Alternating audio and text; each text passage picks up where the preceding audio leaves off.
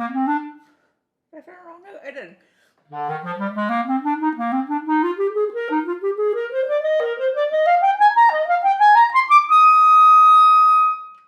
So that was my right playthrough. I did it better, of course, off camera, because as soon as the camera's on, the added pressure means I make mistakes I might not have made otherwise, which is normal, and also a big part of, it's also a big part of why I am doing this. There's one spot that I want to, it's not the beginning, but I want to start here talking about this measure right here. So when I played it in high school for that, I'm sure I worked on the whole thing at some point with my teacher, but for the audition for Allstate that year, we went to just there at the half note at the beginning of that 1, 2, 3, 4, 5, 6th line.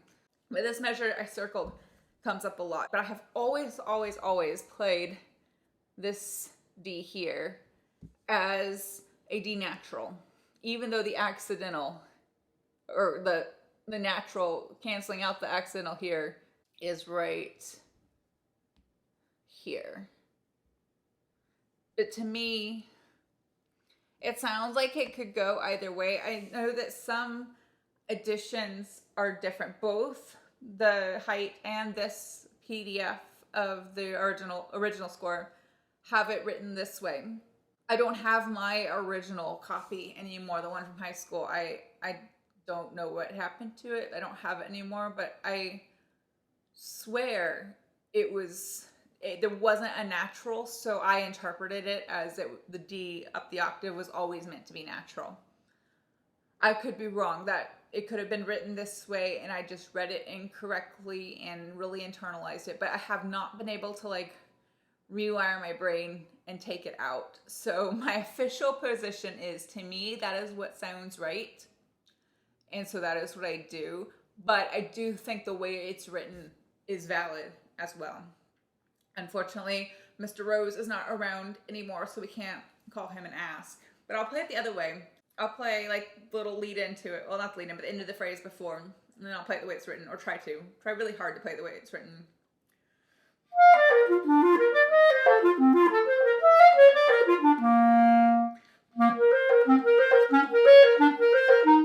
So yeah, it does make sense that way. That makes that D sharp, the upper one, really interesting. That like that change in the chord progression. But I don't know. I just don't feel like it. I like that as much. I mean, it's definitely more tricky to do it that way.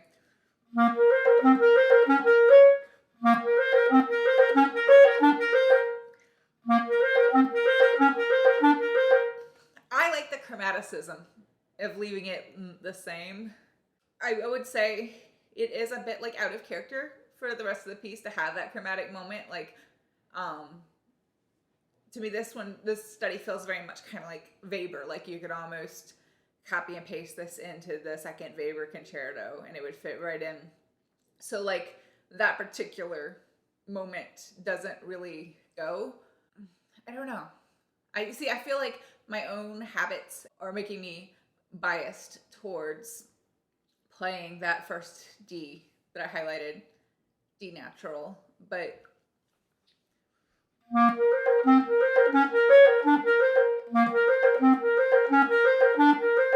I think it depends on like, if the composer were alive, I'd say whatever they say goes. They wrote it, and if you're looking to do a loyal interpretation, then that would be the answer. I'm just gonna kind of leave it. When I play it through at the end, I'm gonna do my best to do it the way it's written. But that's, I mean, some of you might be watching and thinking that's just a wrong note. You played it wrong. Fine. If you have managed to learn all the music in your life and never learned something incorrectly to the point of like almost being sure it was correct, then great for you. That's not my experience. It just happens sometimes. I feel like sometimes, like, I don't know if it's a brain thing or if I do it when I'm tired, but like sometimes I will flip-flop something, and having like I'll look at the page, you know, not like super, like, not glancing, but like not like really looking at it, but I'll see it as the way I interpreted it.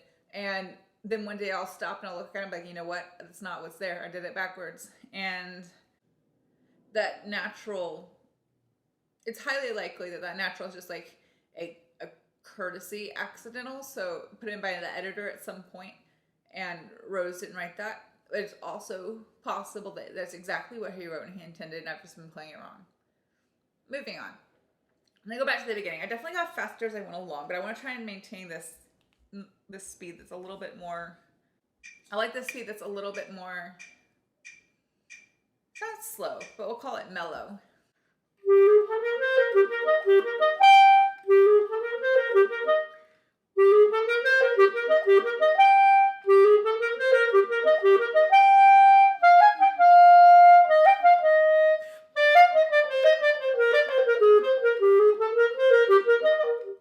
I messed it up. That's fine. I was gonna stop anyway.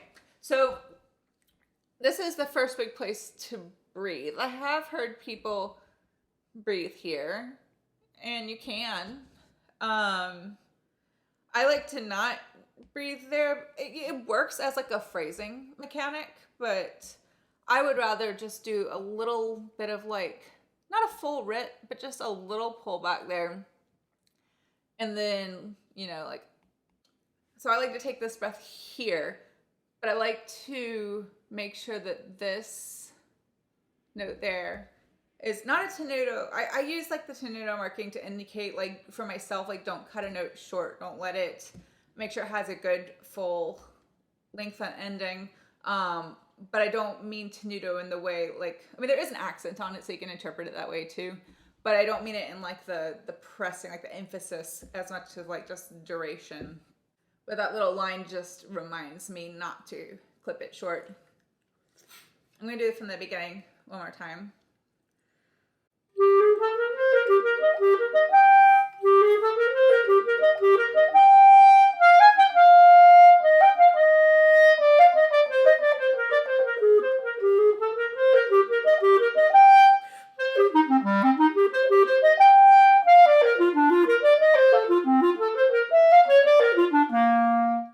One of the challenges of this one for me is anytime the articulation is tongue one, slur two, tongue one.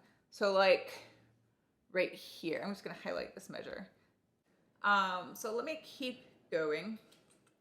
I'm gonna do it from the beginning again, and I'm gonna try and get to that measure I circled, the one that I play incorrectly. Well, I'm putting it in quotations because we don't know what Mr. Rose actually wanted. I just know what I feel like sounds right. But I'm going to try and play it the way it's printed going forward so that I can be as helpful as possible. Anyway, I'm going to go at the beginning again.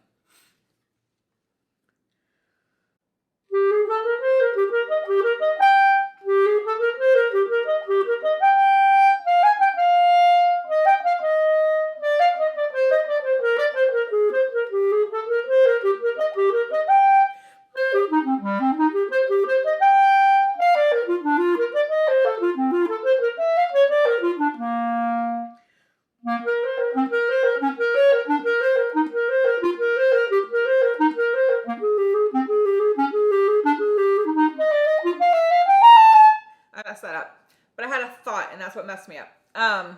So in this measure here, where it changes, we have the same melody. See, in my interpretation is that these lower notes are all the melody and the upper notes are the accompaniment. But here, when they get the D sharp, the top notes stay the same. Of course, the chord is different. But that is, I think, a big part of my reasoning of why I felt like the top note should stay the same in that first spot.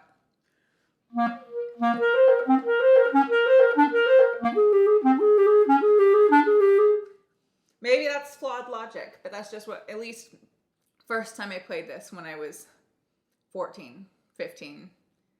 I guess that's part of where my brain went. I'm gonna start at that spot, this phrase here, where I've got the circle, and keep going a little bit.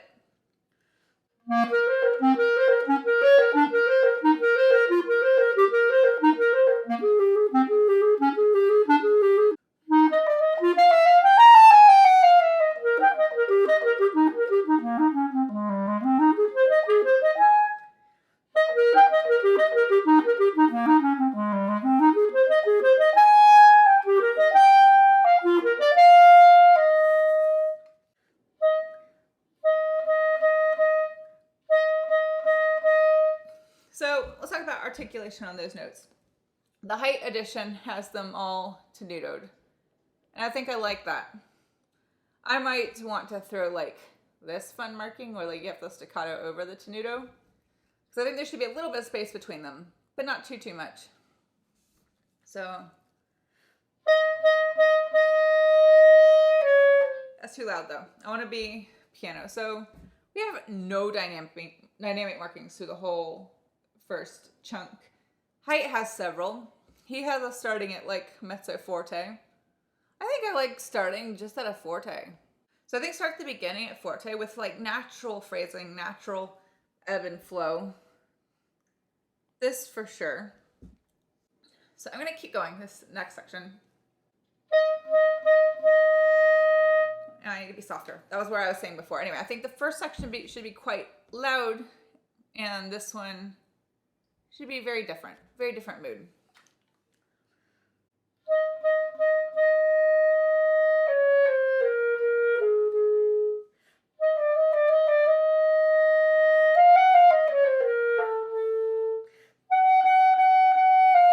Oh, so I play that as an A flat every time.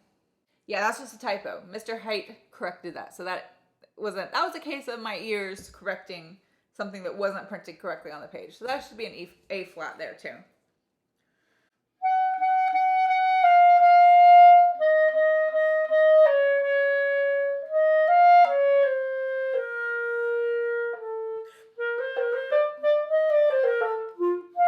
Can I get louder?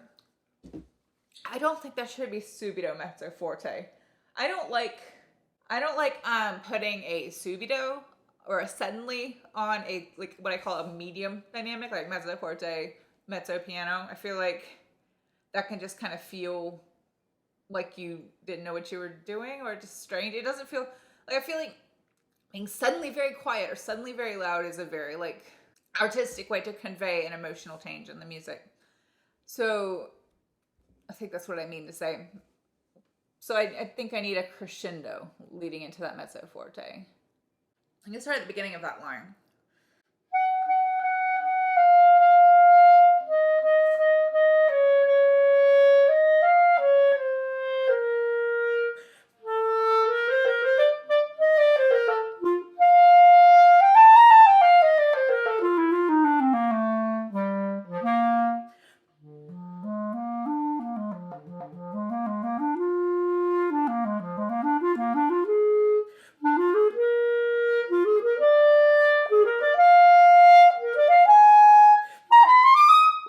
That's funky. My fingers and my brain are like not playing on the same team today, but it's fine. So this crescendo definitely getting louder up to this forte. Also don't want to forget this root. I don't think I forgot it before, but I want to make sure I really don't forget it.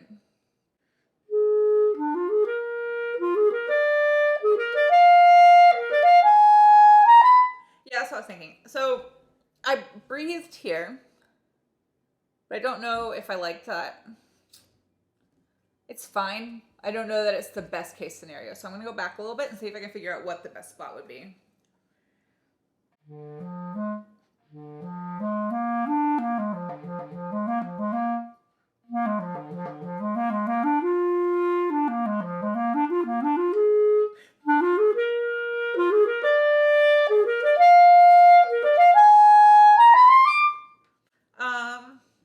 I realized I was doing weird stuff there. There's a part of my brain that thinks that E should be an E flat, but it's not. I might have played it as an E flat before, but it's definitely an E natural. So let me mark that in. Oh, go back, so that I don't forget. So yeah, I think that this breath is an option, but I also think that this one is a better option if I can make it, because it's kind of the beginning of this like ascending pattern we've got. I think I would rather only breathe there, and then this one would just be like an emergency breath to finish the phrase if I needed it. But I think I would really prefer to wait till I got to the fermated rest and get a big breath. That's what I would prefer to do. But again, if I were playing this for an audition or something and I was nervous, I would probably need that extra breath, just to make sure I had enough air to really sound confident and support the end of that phrase, especially with the writ.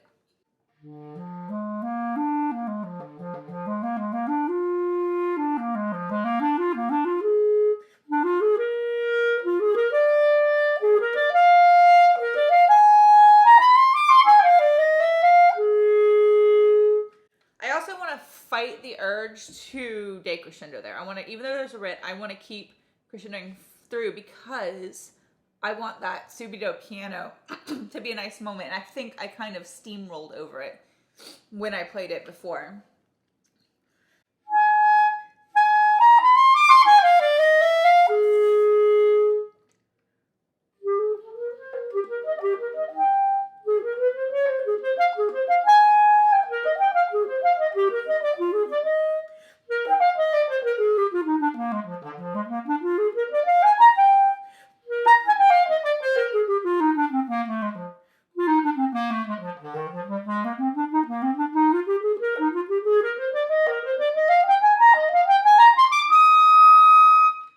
So I don't have any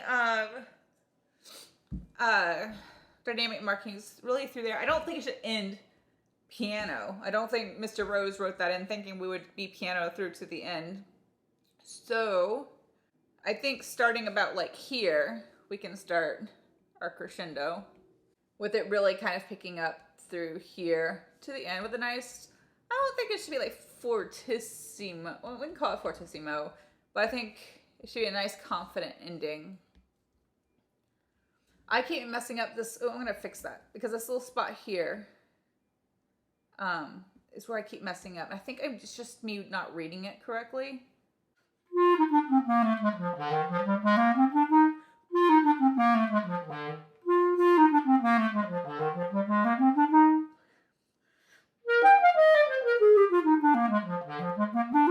Oh, I did the wrong articulation.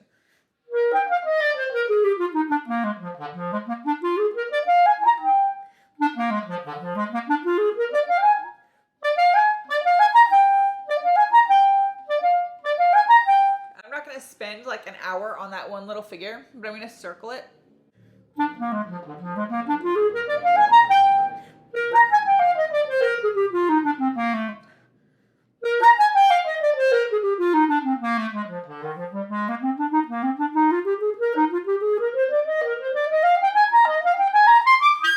that wasn't pretty.